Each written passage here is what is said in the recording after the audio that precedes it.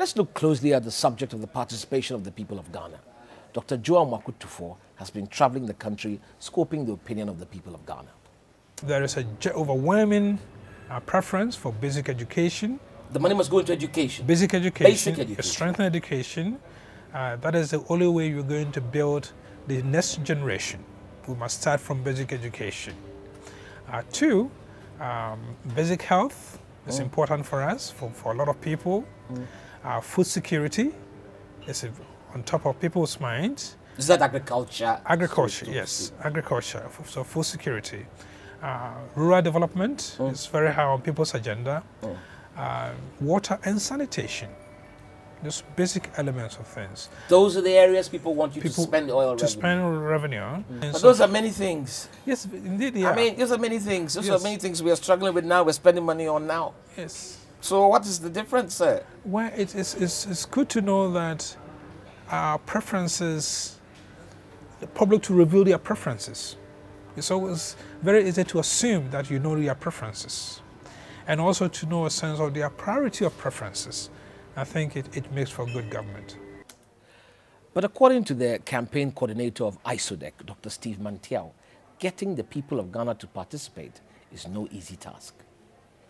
That was part of the first forum in Ghana to develop the policy document to guide the activities in the oil sector. But I happened to have chaired one of the panels in that forum in Agimpa. And I'll tell you, I was quite disappointed at the level of civil society participation in that process.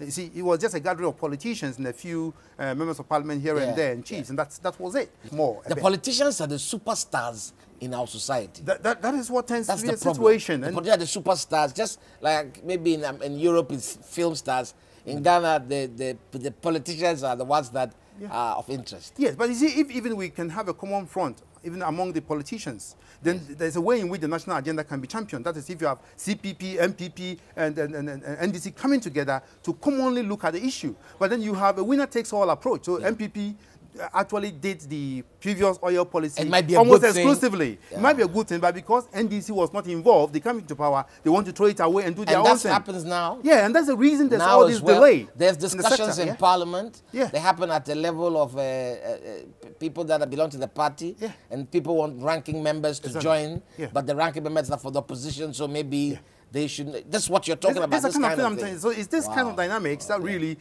draw us back as a country.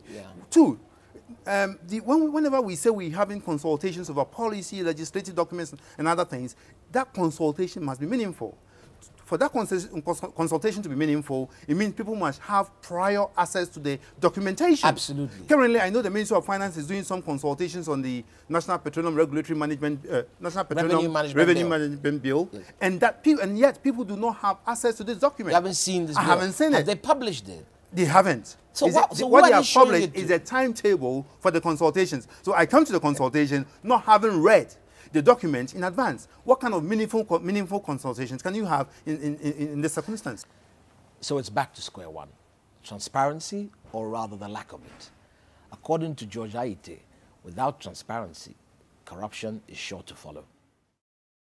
Between 1970 and 2004, more than $450 billion in oil revenue flowed into Nigerian government coffers.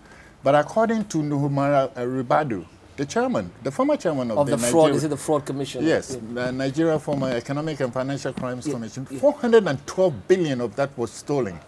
By Nigeria's military rulers, which means that the oil revenue was simply squandered. That must never happen here in Ghana. But how can that be? I don't understand it. I mean, how can Nigerians, 150 million people, sit around for many years and let the military or the leadership simply feast on what is really for the this is where you have to put some control and safeguards, in place to make sure that that doesn't happen again.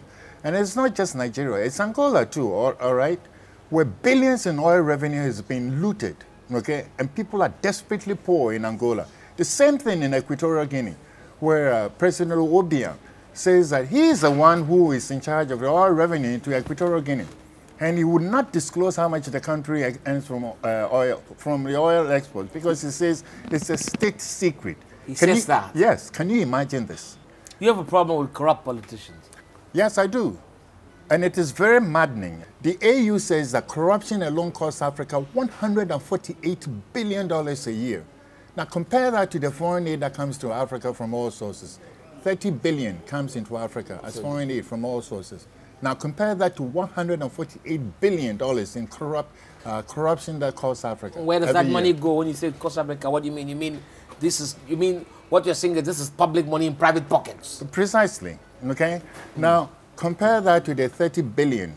Okay, that comes in into Africa, which means that Africa's begging bowl leaks very horribly. So how do we fight corruption? You need three critical institutions. Number one, you need to expose it, okay? Yeah. And that is the role of a private and independent media. Absolutely. Okay? Wow. That we have here in Ghana. Number two, you need an aggressive attorney general, okay, to prosecute the corrupt. Including her government ministers course. with whom she... Precisely, to prosecute the corrupt officials, okay? And number three, you need an independent judiciary to punish the corrupt for all to see, okay? And not just, set up a commission of inquiry, expose the corrupt, and then, do nothing about it. Slap them on the, with a wet noodle. That's not it. Or, give them 3 months and then release them. That's not how you fight corruption. Another sobering warning came from Dr. Kwesi Enin, Security Advisor and Head of Research at the Kofi Annan International Peacekeeping Center. The advent of oil and gas, unfortunately, has reflected and deepened what I've consistently called the naivety of our security thinking and response. That we've seen this offshore oil as the mantra to resolve all our economic problems. You see, one of the things that we've been very good at doing in this country is self-denial. We've created a false impression about ourselves. That we are peaceful and peace-loving people. That we are religious, that we are hospitable. Yes. But that is true, is it not? No, it's not. It's far from being true.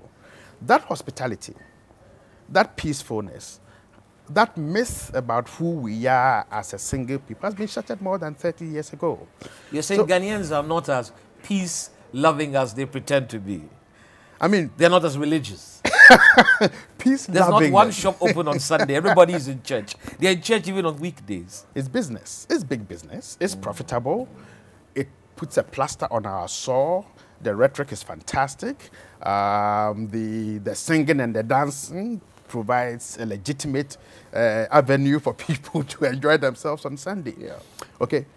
But that veneer of religiosity is torn asunder very quickly when we leave the confines of the church. The armed forces budget... Yes, it's a secret. Well, not that much. Not a secret? Okay. No, it's only about 0.7% of GDP. That is terribly way below what we need. I mean, all our contiguous states, Togo, Burkina Faso, La Côte d'Ivoire, have about 1.2, 1.3. Why is that? That's interesting that Ghana would be in that position. Well, I think it's this conceptual framework, it's the whole this idea that we don't really have any real threats. That we don't have any real external threats, and increasingly deceived ourselves that there were no internal threats also. But there are no external threats. There are. Where are the external threats? Because Ivory Coast claims that the oil could be theirs. Is that why you suddenly see external threats? That is just one of it. Where else? Tell me. The narcotics. It's a major threat to this country in terms of transportation, banking, potential infiltration of politics. Now, that is one of the most dangerous threats in this country. What? That our inability consistently to fight the narcotics threat eventually will lead to the capture of the state apparatus. The political system, the judiciary and so on, you mean? Yeah. I think there are more than enough indications. That drug money can corrupt state institutions? Is that what you're saying? That's what I'm saying.